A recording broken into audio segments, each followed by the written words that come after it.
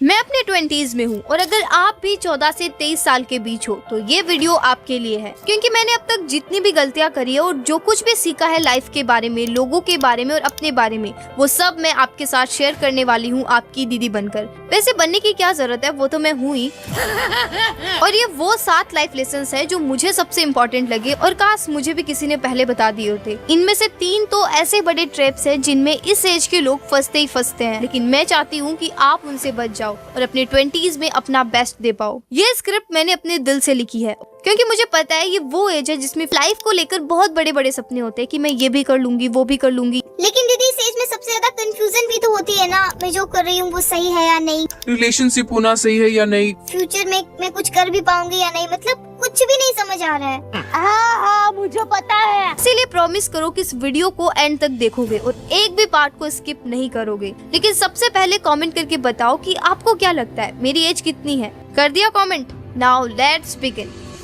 Lesson number 1, stop comparing yourself to others. कुछ साल पहले तक मैं अपने आप को अपने रिलेटिव से, अपने फ्रेंड से इतना कंपेयर करती थी ना जिसकी कोई हद नहीं है। मुझे ऐसा लगता था कि सबकी लाइफ कितनी सही है यार, इसने तो अपना पर्सनल फोन ले लिया है, इसने तो नई स्कूटी ले ली, ये तो फ्रेंड्स के साथ रोज घूमने जाती है और मेरे तो ऐसे कोई इतने फ्रेंड्स है नहीं जिनके साथ मैं घूमने जाऊँ। इसको तो इतने अच्छे कॉलेज में एडमिशन मिल गया। और तो और मेरे को ऐसे भी कंपैरिजन हो जाता था कि यार इसका घर कितना शांत है, ये तो आराम से अपना काम कर सकता है। फिर मैं अचानक से इतना दुखी हो जाती थी ना कि मैं आपको क्या ही बताऊं। इतना लाइफ खराब हो गया है मेरा। लेकिन धीरे धीरे जैसे मैं बड़ी हुई, देन आई रियलाइज्ड कि सबकी लाइफ में कुछ न कुछ प्रॉब्लम है। कोई भी एकदम सेटिस्फाइड नहीं है अपनी लाइफ से। लाइक जिस फोन के बारे में मैं सोच रही थी ना, उस फ्रेंड ने 3 दिन भूखे रह के अपने पेरेंट्स से लड़ाई करके वो फोन लिया था और अब वो इस बात से दुखी थी कि उसके पास आईफोन क्यों नहीं है। और जो लोग फ्रेंड्स के साथ मस्ती करते हुए व्हाट्सएप स्टेटस लगा रहे थे ना, उनको अपनी वो फ्रेंड्स पसंद है ही नहीं और उनका अपनी फैमिली, अपने भाई बहन के साथ कोई रिलेशन ही नहीं है। और जिसको अच्छी कॉलेज में एडमिशन मिला था वो इससे बड़े कॉलेज वालों से कंपेयर कर रही थी खुद को।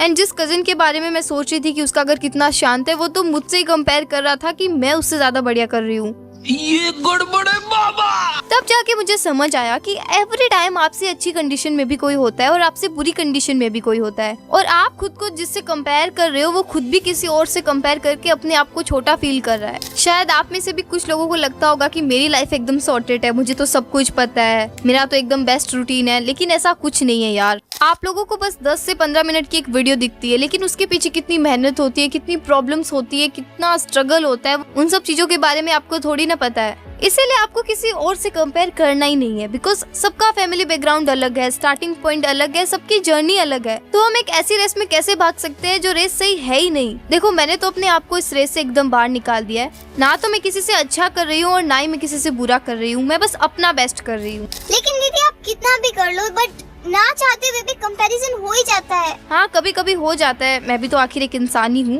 मैं जो कहती हूँ सच कहती हूँ, सच के अलावा कुछ नहीं कहती। इसका भी मस्त सॉल्यूशन बताऊंगी मैं आगे वीडियो में। और सच में इसके बाद मैंने खुद को काफी हद तक कंपेयर करना बंद कर दिया है। Number 2, learn about AI। देखो जब से AI आया है ना, लोगों के काम करने का तरीका पूरे तरीके से बदल चुका है, चाहे वो एजुकेशन हो, बिजनेस हो, डेली लाइफ हो या फिर कंटेंट क्रिएशन। और तो और आजकल तो मेरे मम्मी पापा भी बोलने लग गए हैं कि एक बार ChatGPT से पूछ के देख, वो अभी बता देगा। एज ए यूट्यूबर मैं खुद भी कब से AI यूज करती हूँ और ChatGPT तो मुझे रोज हेल्प करता है यूट्यूब के अलग अलग एरियाज में।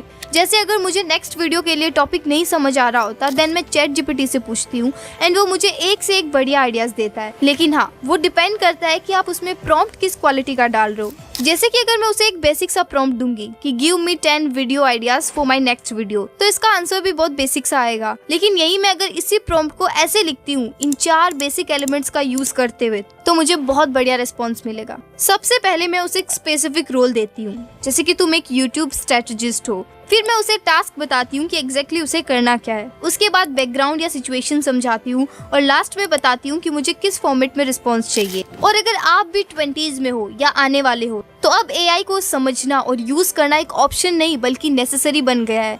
इसीलिए AI से डरना नहीं है, उसे अपना पार्टनर बनाना है। और यही आता है Coursera, जिसमें आप the Google AI essential specialisation course कर सकते हो। इस कोर्स में आप गूगल के AI एक्सपर्ट से सीखते हो। इसके अंदर सबसे पहले आपको AI से इंट्रोड्यूस किया जाएगा, फिर आपको सिखाया जाएगा कि कैसे आप एआई को यूज करके अपनी प्रोडक्टिविटी को बढ़ा सकते हो, हाउ टू राइट प्रॉम्प्ट जिससे आपको क्लियर और स्पेसिफिक रिजल्ट्स मिल सके, एआई के दौर में आगे कैसे रहना है ये भी सिखाया जाएगा। और पता है लास्ट में आपको गूगल की तरफ से एक सर्टिफिकेट भी मिलेगा जिसे आप अपने लिंक्डइन पे शो कर सकते हो या फिर अपने सीवी पे लगा के हाई प्रोफाइल जॉब ले सकते हो। इसी तरह गूगल प्रॉम्प्टिंग एसेंशियल स्पेशलाइजेशन भी एक कोर्स है जो कि गूगल की टीम ने ही लॉन्च किया है। डेली टास्क के लिए परफेक्ट प्रॉम्प्ट कैसे लिखने हैं, एआई के साथ कैसे क्रिएटिव पार्टनर की तरह काम करना है। देखो ये 2 कोर्सेज तो आई थिंक हर किसी को करने ही चाहिए, चाहे आप टेक फील्ड में हो या ना हो। और अगर आप मल्टीपल कोर्सेज एक्सप्लोर करना चाहते हो तो कोर्सेरा प्लस का सब्सक्रिप्शन बेस्ट ऑप्शन है। इसमें आपको 10,000 से भी ज्यादा कोर्सेज का अनलिमिटेड एक्सेस मिलता है विद सर्टिफिकेट, वो भी गूगल, मेटा, IBM और डीप लर्निंग एआई जैसी टॉप यूनिवर्सिटीज और कंपनीज से। अगर आप डिस्क्रिप्शन में दिए गए लिंक को यूज करते हो तो यू विल गेट 40% ऑफ, मतलब सिर्फ 7,999 पर ईयर। ये ऑफर लिमिटेड टाइम के लिए ही है, इसीलिए अभी डिस्क्रिप्शन में दिए लिंक से कोर्सेरा को एक्सेस करो। Lesson number 3, the show off trap. देखो आज हम जी रहे हैं सोशल मीडिया के जमाने में और यहाँ हर कोई लगा पड़ा है बस शो ऑफ करने में। कोई महंगे कपड़े ले रहा है, कोई ब्रांडेड शूज, तो कोई महंगे होटल्स में खाना खा रहा है। और इन सब से आता है FOMO, fear of missing out, यानी हमें लगता है कि कहीं हम लोग पीछे ना रह जाएं।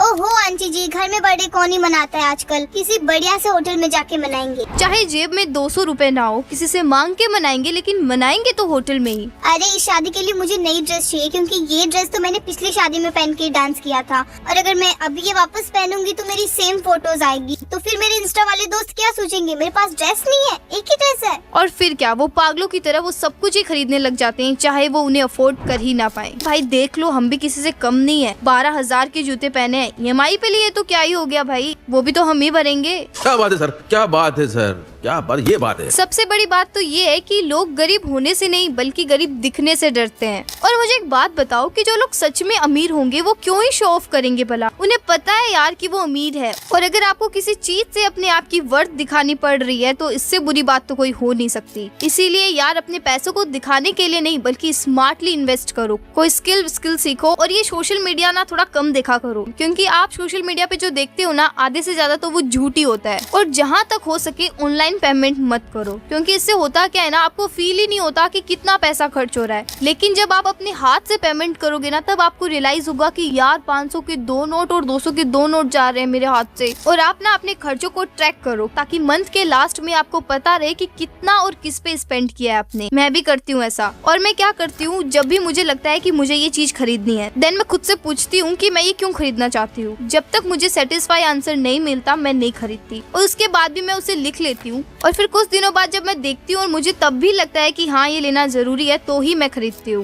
और हाँ, कोई जरूरत नहीं है हर एक फंक्शन के लिए, शादी के लिए अलग से कपड़े लेने की। यार जो है वही पहन लो ना। और अगर आप में स्किल्स होगी, कॉन्फिडेंस होगा, तो आप सिर्फ ब्लैक टी शर्ट पहन के भी जाओगे ना तो भी लोग आपकी रेस्पेक्ट करेंगे। वरना चाहे कितने भी महंगे कपड़े पहन लो, कितने भी ब्रांडेड शूज पहन लो, किसी को कोई फर्क नहीं पड़ने वाला आपसे। Lesson number 4, don't fall into relationship trap. अब रिलेशनशिप नाम सुनते ही दिमाग में क्या आया? मेरे बाबू ने खाना खाया तो नहीं खाया। लेकिन ऐसा नहीं है। 20s में अगर रिलेशनशिप एक गलत इंसान के साथ हो गई ना तो ये आपकी पूरी लाइफ को बर्बाद कर सकता है। पर दीदी पता कैसे चलेगा कि कौन सी रिलेशनशिप हेल्दी है और कौन सी गलत? देखो, अगर आप बार बार अपना फोन चेक करते हो और सिर्फ उसके मैसेज का वेट करते रहते हो और जब उसका मैसेज नहीं आता तो आपका पूरा मूड खराब हो जाता है। यार उसका रिप्लाई क्यों नहीं आया, कहीं उसे कोई और तो नहीं मिल गया, क्या मैं उसे अब अच्छी नहीं लगती? और सामने वाला आपको कंट्रोल करने लगे। जब आप हर छोटी छोटी बात पे लड़ने लगते हो, तूने मुझे ऐसा क्यों बोला, तुम वहाँ क्यों गई। जब आप सामने वाले को इम्प्रेस करने के लिए कुछ ऐसा बनने लग जाओ जो आप हो ही नहीं, आप अपने गोल्स, अपने ड्रीम्स सब भूल जाते हो और आपको लगने लगता है कि अब बस वही मेरी दुनिया है, तो भाई ये प्यार नहीं है। सच्चा प्यार वो होता है जब आप एक दूसरे को फ्रीडम देते हो, जब आप एक दूसरे को इनकरेज करते हो, मोटिवेट करते हो अपने ड्रीम्स को, अपने गोल्स को पाने के लिए। और आप ऐसे अपने आप को किसी और के लिए बदल नहीं लेते, उनके साथ आप वैसे ही रहते हो जैसे आप रियल लाइफ में हो। तो ये एक हेल्दी रिलेशनशिप हो सकती है। और अगर आपको कोई ऐसा इंसान मिल जाए तो बहुत बढ़िया, बट फिर भी मेरा पर्सनली ऐसा मानना है कि आप खुद भी खुद को पूरा नहीं समझ पा रहे हो तो आप क्या ही किसी और को समझ पाओगे। इसीलिए पहले अपने आप को फाइनेंशियली इंडिपेंडेंट बनाओ, मेंटली और इमोशनली थोड़ा स्ट्रॉन्ग बनाओ कि कल को अगर सामने वाला गलत निकल जाता है तो उसके बाद भी आप स्ट्रॉन्ग रह सको और अपनी लाइफ में आगे बढ़ सको। इसीलिए अगर आपको कोई सही इंसान मिले तो ही आप इसे कंसिडर करो, बाकी सिर्फ कूल बनने के लिए तो बिल्कुल भी मत करना। समझ रहे हो ना मैं क्या क्या कहने की कोशिश कर रही हूँ। Number 5, don't let fear of judgement control you. आपको पता है कितने सालों तक मैं बस फिट इन होने की कोशिश करती रही उन लोगों के बीच जिन्हें उस टाइम पे मैं कूल समझती थी, और मैं वही करती थी जो वो लोग करते हैं। अपना दिमाग तो मतलब मुझे लगाना ही नहीं था। और इवन मैं इतनी भोली थी ना, जब कोई फंक्शन होता था ना तो मैं वो नहीं पहनती थी जो मुझे अच्छा लगता था, बल्कि मैं और मेरी सिस्टर लिटरली सबसे जाके पूछते थे, पर दीदी आप ऐसा करते ही क्यों थे? अरे वो इसलिए ताकि हमें पहले ही पता चल जाए कि बाकी सब लोग क्या पहनने वाले हैं, फिर हम भी उसी तरीके का कुछ पहन लेते थे ताकि कोई हमारा मजाक ना उड़ा पाए। भाई साहब कुछ ज्यादा नहीं हो गया ये? मतलब कुछ भी। अगर कभी हम लोग कहीं बाहर खाना खाने गए हैं और किसी ने बोल दिया कि बहुत गंदा खाना है, ये तो बिल्कुल भी अच्छा नहीं है, तो चाहे हमको वो कितना भी अच्छा लगा हो, हम भी फिर यही बोलते थे कि हाँ अच्छा नहीं है, बिल्कुल खराब है। पर दीदी एक बात तो बताओ, आपका ये फियर गया कैसे फिर? मुझे रियलाइज हुआ कि चाहे मैं कुछ भी कर लूँ, कुछ भी, लोग तो कुछ ना कुछ बोलेंगे ही। और अब मैंने अपने आप को ओवर एक्सप्लेन करना, दूसरों को प्रूव करना बंद कर दिया है। और अभी भी अगर कभी मुझे लगता है कि मैं कोई काम सिर्फ इसलिए अवॉइड कर रही हूँ कि ये लोग क्या बोलेंगे, मैं खुद से बस एक क्वेश्चन पूछती हूँ कि तू खुद क्या सोचेगी अपने बारे में जब तू ये काम नहीं करेगी? क्या तुझे रिग्रेट होगा? और अगर आंसर आता है हाँ, तो फिर मैं वो काम कर लेती हूँ। और वैसे भी यार लोग तो जज कर ही रहे हैं, तो फिर आप वही करो ना जो आपके लिए सही है और आपको अच्छा लगता है। कम से कम उन्हें भी कुछ इंटरेस्टिंग टॉपिक मिलेगा डिस्कस करने के लिए। मस्त जोक मारा। देखो कुछ लोगों की ना ये आदत ही होती है हर चीज में नेगेटिव देखने की, तो इनको आपको बस इग्नोर करते रहना है। उनके ओपिनियन के डर से हमें अपने डिसीजन को नहीं बदलना है। वो पहनो जो आपको अच्छा लगता है, चाहे किसी और को अच्छा लगे ना लगे। क्लास में, ग्रुप में अपनी बात रखो, चाहे कोई और एग्री करे या फिर ना करे। और हाँ, हर जजमेंट मैटर नहीं करता है यार, सिर्फ उन जेन्युइन फीडबैक्स को ही एक्सेप्ट करो जो आपको इम्प्रूव कर सके। Lesson number 6, be kind but have boundaries. Aditi यार तू मेरी अच्छी फ्रेंड है ना, प्लीज यार ये काम कर देना।